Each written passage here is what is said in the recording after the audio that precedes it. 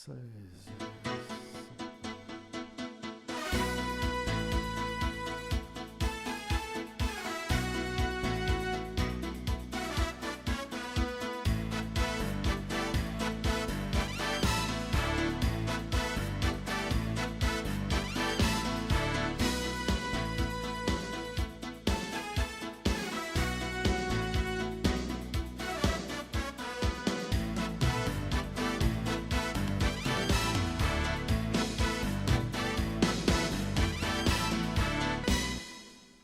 En manchette aujourd'hui, le candidat bloquiste Yves Perron réclame un meilleur soutien pour l'agriculture biologique.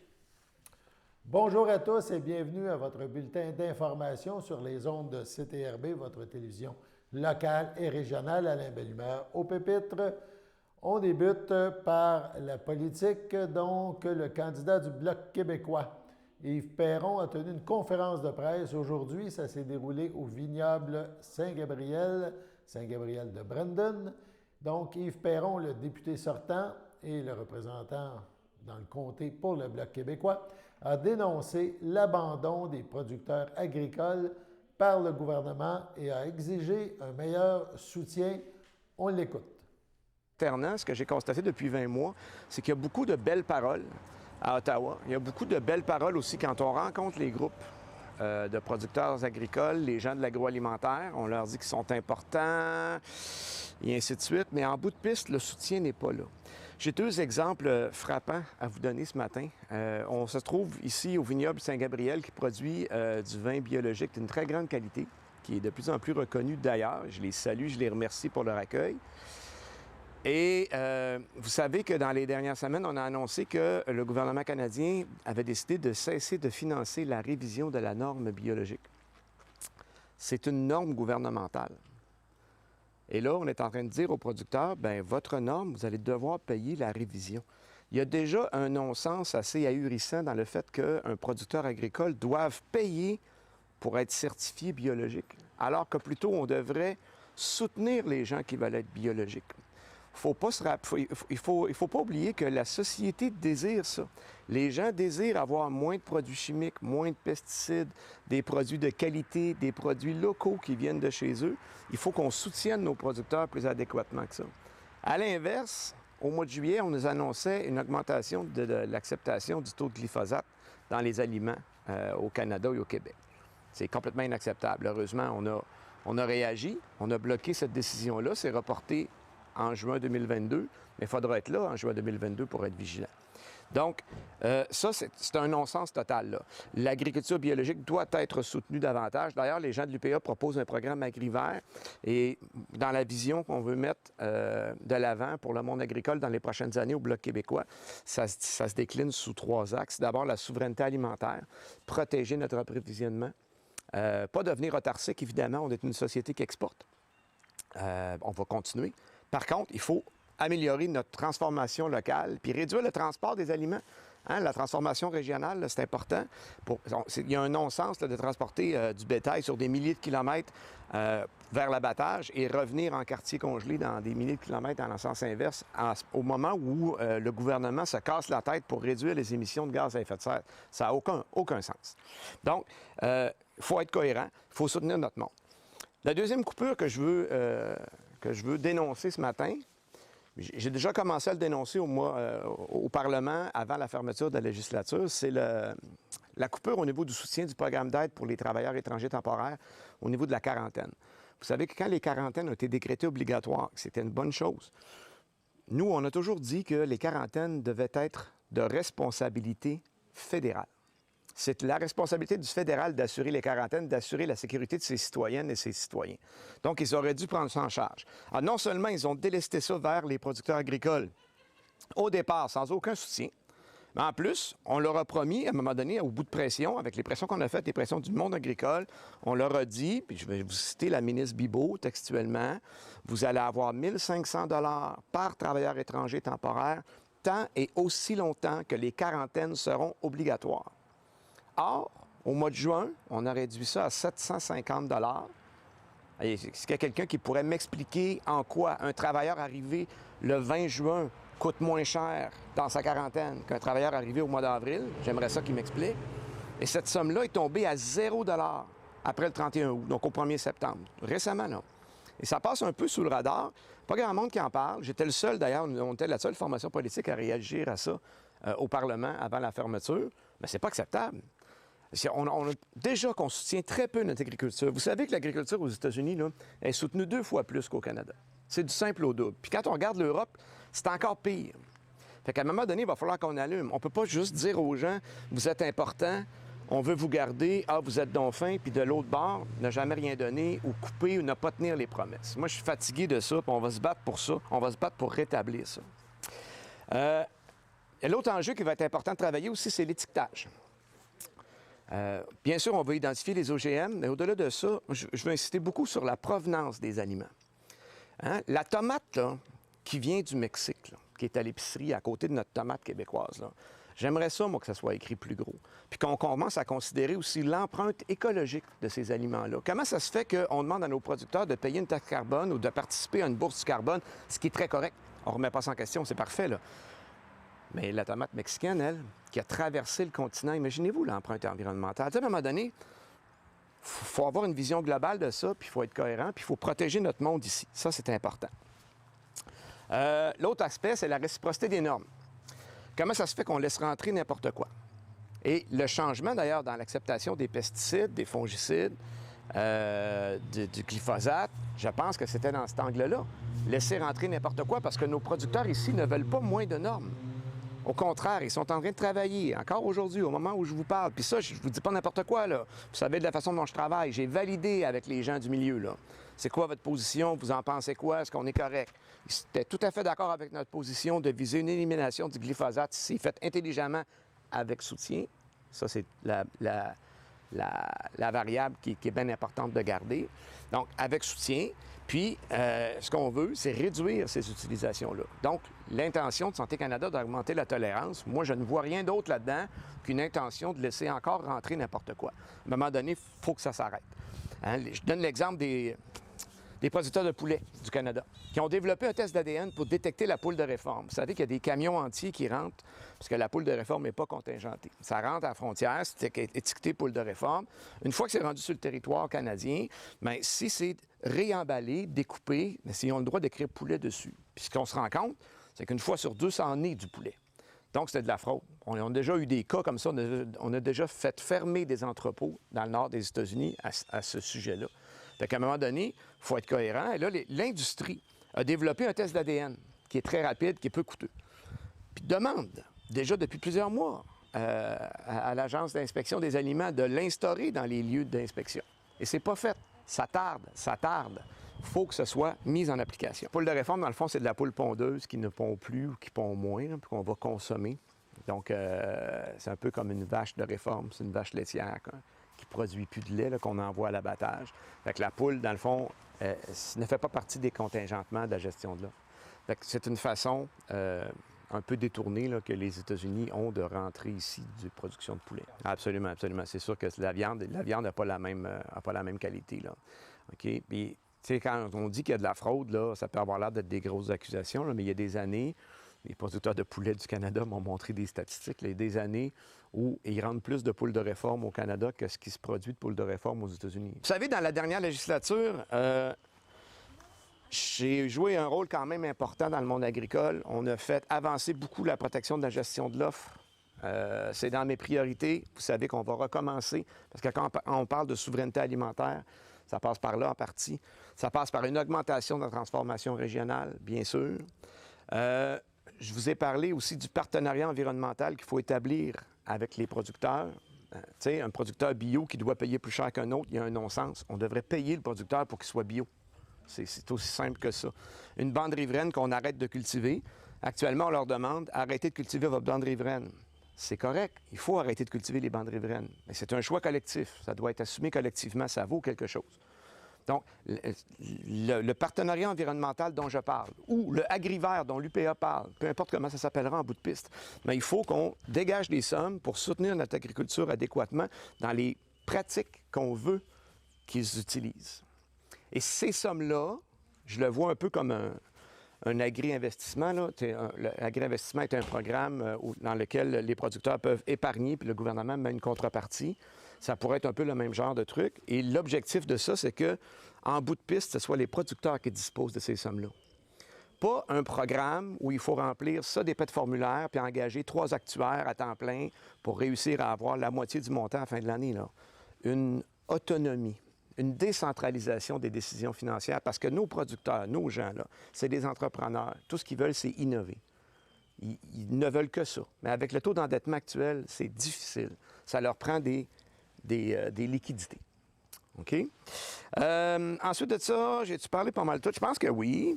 Le partenariat environnemental, j'en ai parlé. La réciprocité des normes, c'est important. Donc, c'est les 3 axes que je veux vraiment pousser dans la prochaine législature, advenant un renouvellement de confiance des gens de Berthier-Masquinongé, bien sûr. Et, bien, Berthier-Masquinongé, parlons-en, tiens. On est dans Berthier-Masquinongé. On ira prendre des images tantôt là, sur le bord des vignes. C'est magnifique. Le territoire a des richesses inestimables qu'il faut mettre en valeur. Il faut aider nos gens. C'est pour ça, d'ailleurs, que moi, j'ai supporté les marchés locaux au cours de la dernière année et je compte continuer à le faire dans un prochain mandat. Il faut soutenir notre monde et mettre en valeur notre territoire puis notre patrimoine local. Mangeons local, les amis, et célébrons. Voilà.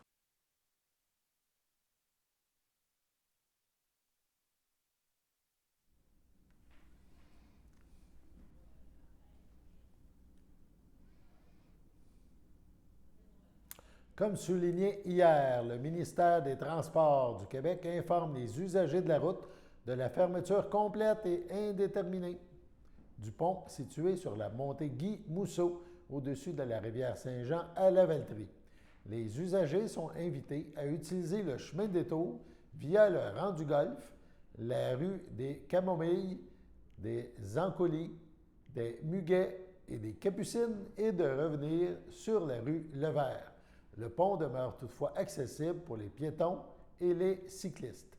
Cette décision a été prise de façon préventive à la suite d'une inspection de la structure.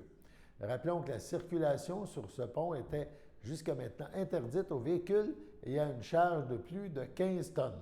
Avant de prendre la route, les usagers sont invités à consulter Québec 511 afin de connaître les entraves en cours dans le secteur. Allons à la pause.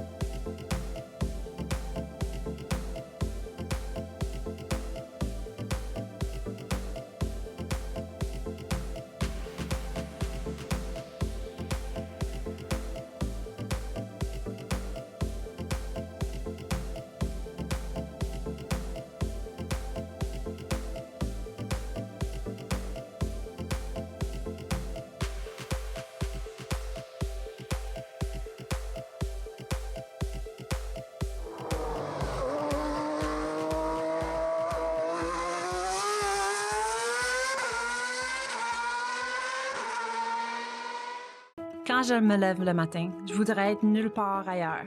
Berthier-Masquinongé, c'est chez moi. On a de quoi être fiers de ce qu'on fait et de ce qu'on est. Mais ça pourrait aller vraiment mieux. Ensemble, on avait fait des gains pour notre région, mais depuis 2 ans, on recule. C'est pour ça que j'ai le goût de retourner me battre pour nous. On a besoin d'une voix forte à Ottawa. On mérite mieux. Le 20 septembre, osons ensemble.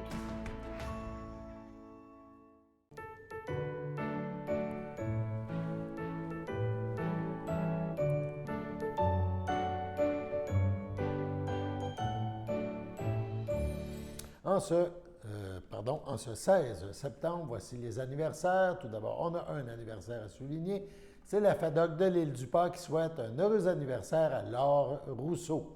C'est votre anniversaire aujourd'hui. Toute l'équipe de CTRB se joint à moi et vous souhaite bonne fête.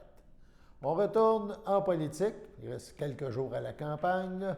Le candidat du NPD pour Trois-Rivières, Addis Simidija, et Ruth-Hélène Brosseau, candidate NPD pour Berthier-Masquinongé, s'engage à porter la voix et les demandes de la Coalition d'aide pour les victimes de la pyrotite, le CAVP, jusqu'à Ottawa. Hier après-midi, les deux candidats NPD ont rencontré les gens de la Coalition d'aide pour les victimes de la pyrotite. Ils ont discuté de l'évolution du dossier au cours des 2 dernières années et des attentes du comité à l'endroit du gouvernement fédéral.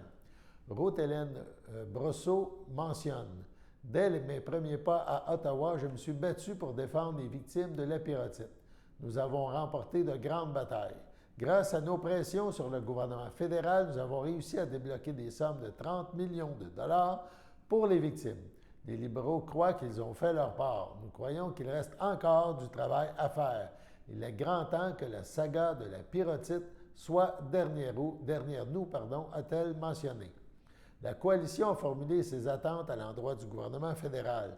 Elle demande que s'accélère l'avancement des études en cours par la chaire de recherche de l'Université Laval, que le fédéral débloque un fonds d'aide d'urgence aux victimes d'au moins 50 millions de dollars et qu'on étudie la possibilité de prendre en charge les coûts de réparation des maisons restantes en attendant la fin des procédures de la vague 2.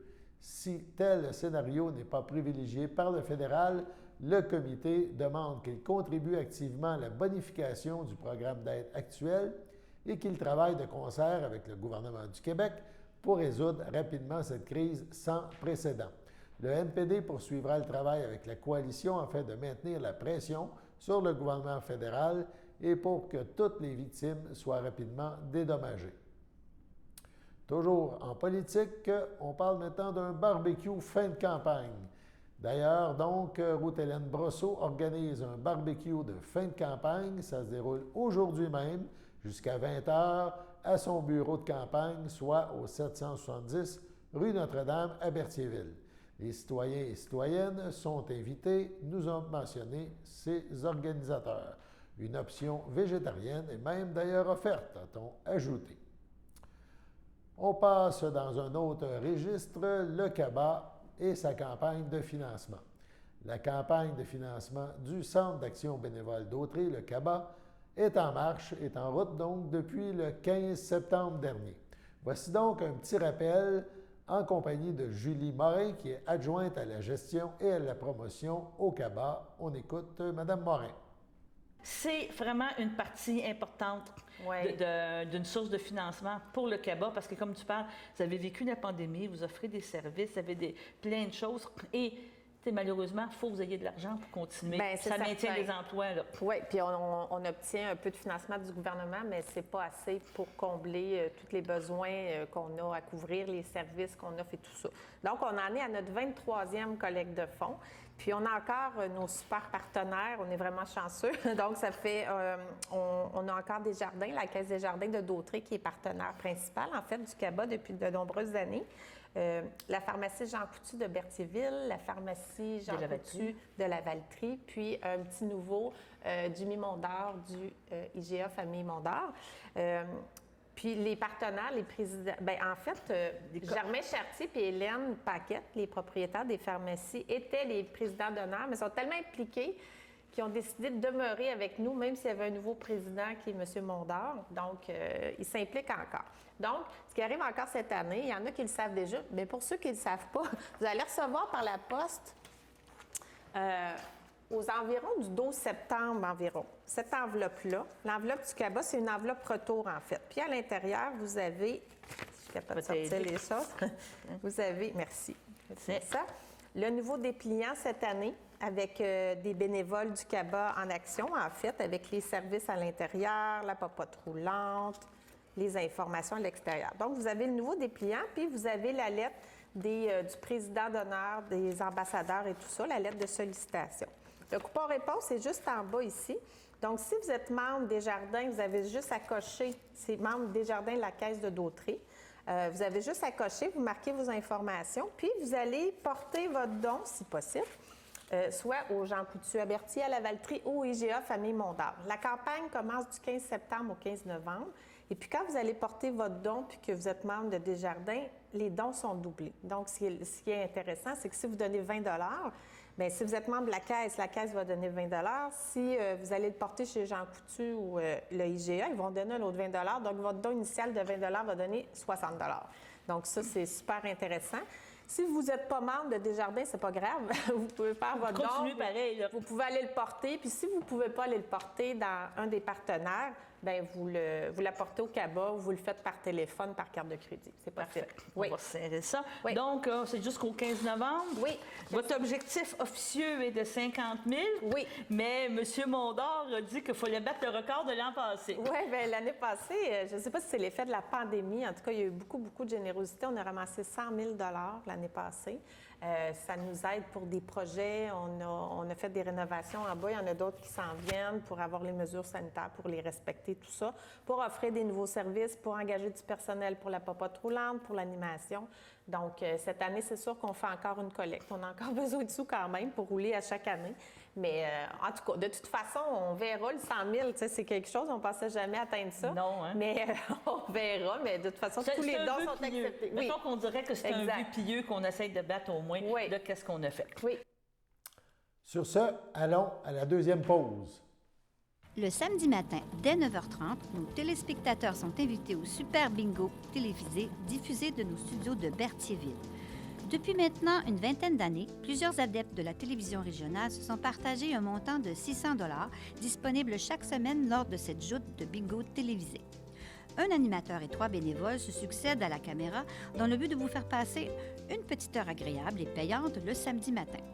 On peut se procurer les cartes de jeu chez les dépositaires autorisés participants, c'est-à-dire à Berthierville, le dépanneur Formule 1 rue Gilles Villeneuve, le marché IGA Extra sur la rue Gabrielle-Brissette, le marché Métro rue Notre-Dame, la pharmacie Proxime rue Frontenac, le garage Pétroté sur la rue Gilles Villeneuve et à Saint-Ignace de Loyola, le marché Aldo rang Saint-Michel, le dépanneur Le Magasin Esso sur le chemin de la Traverse.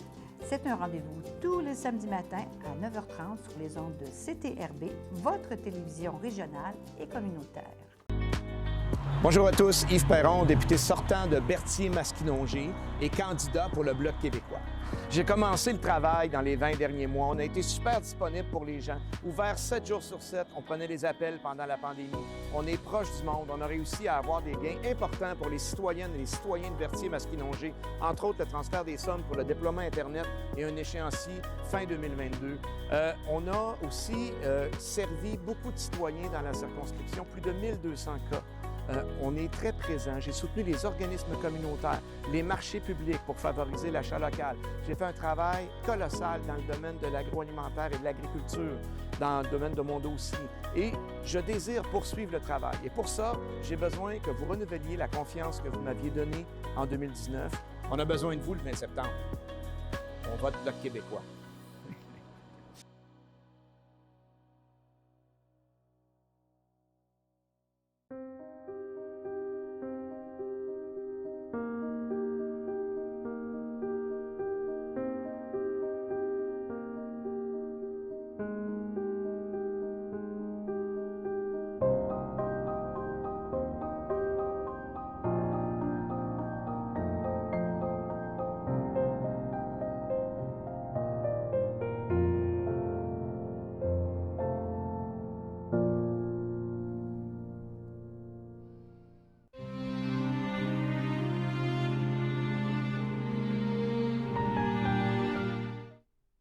À Joliette, le 30 janvier dernier, à 88 ans, est décédé paisiblement M. Armand Goulet, époux de feu Mme Jasmine Riopel et de son ex-conjointe feu Thérèse Deschênes. Il laisse dans le deuil ses enfants Gilbert Goulet, France Bellan, Anne-Marie Goulet, Daniel Tchernoff, Caroline Goulet, Pierre Richer, Jérôme Goulet, Amanda Demers, ses petits-enfants Geneviève, Sacha Leduc, Camille, Alexandre, Jérémy, Olivier, Philippe, Rosabelle et Tristan. Son fils par alliance Daniel Labrie, Marie-Josée Lapierre et leur fils Tristan. Ses sœurs Réjeanne Goulet, feu Roger Deschênes, Armance Goulet, feu Paul Veilleux, son frère Gustave Goulet, feu Jacqueline Fauché. Son ami de cœur Carmen Raille, ses belles-sœurs et ses beaux-frères Clairette Riopel, Gilbert Rochon Évangéline Riopel, feu Jérôme Riopel, feu Muguette Duquette, Hélène Maisonneuve, feu Robert Riopel, Renaud Riopel, feu Élise Riopel, plusieurs neveux, nièces, entre autres. France, Gilles, Gaétan, Lise, Sylvie, Jocelyn, Martin, Nathalie, Francis, Suzanne, Michel, Éric, Marie-Ève, Marc et Marilène, ainsi que plusieurs autres parents et amis, sans oublier sa grande famille des Chevaliers de Colomb, le Conseil 1468 de Joliette. La famille accueillera parents et amis le 25 septembre, samedi, dès 12h30, au complexe funéraire F. Thériault de Berthierville, rue Notre-Dame. Suivra une liturgie en la chapelle du complexe à 14h30. Les cendres de M. Goulet seront déposées au columbarium du complexe le même jour. Au CHSLD Le Piémont de Saint-Jean-de-Matha, le 28 août dernier, à 74 ans, est décédé M. Gilles Pelletier, conjoint de Louise Marceau, demeurant à Berthierville.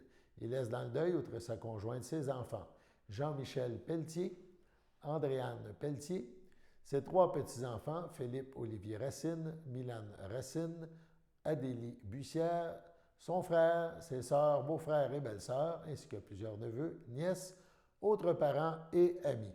Selon ses volontés, M. Pelletier ne sera pas exposé. Une cérémonie privée aura lieu à une date ultérieure. Au nom de CTRB et de son personnel, nous souhaitons à ses familles nos plus sincères sympathies. Passons maintenant à la météo.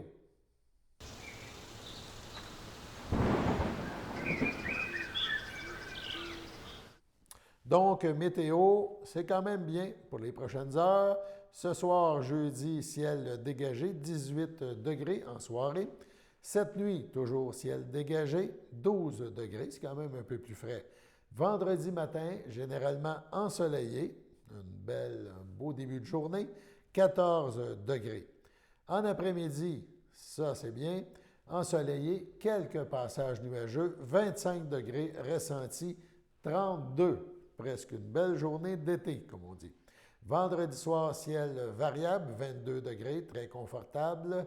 Et dans la nuit, ça se couvrira. Il y aura peut-être quelques averses, 19 degrés, mais on parle au plus d'environ 1 mm de pluie, donc une trace de pluie.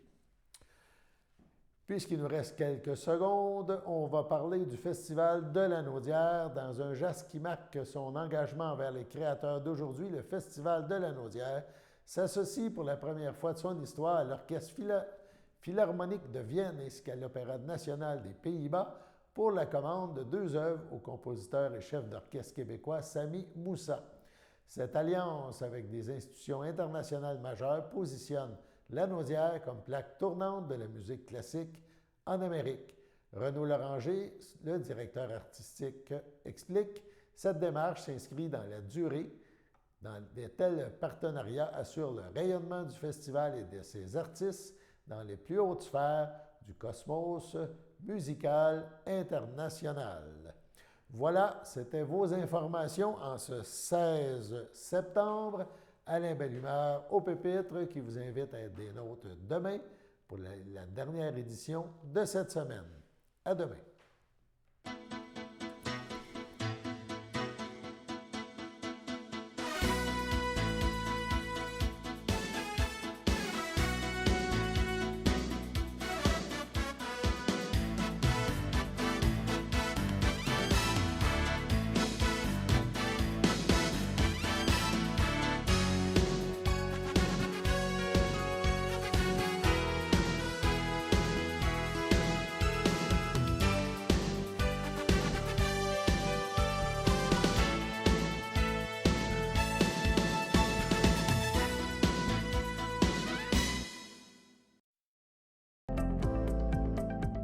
Les télévisions communautaires autonomes du Québec, ce sont les télévisions les plus importantes parce qu'elles sont proches de la communauté.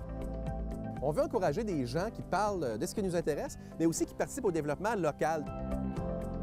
Mais c'est fini le temps là, où on allait lire une affaire qui a été écrite avant hier au bout du monde. Non! Tu veux savoir ce qui se passe chez vous? Bien, ma télé préférée, c'est la télé autonome communautaire. C'est ici que ça se passe.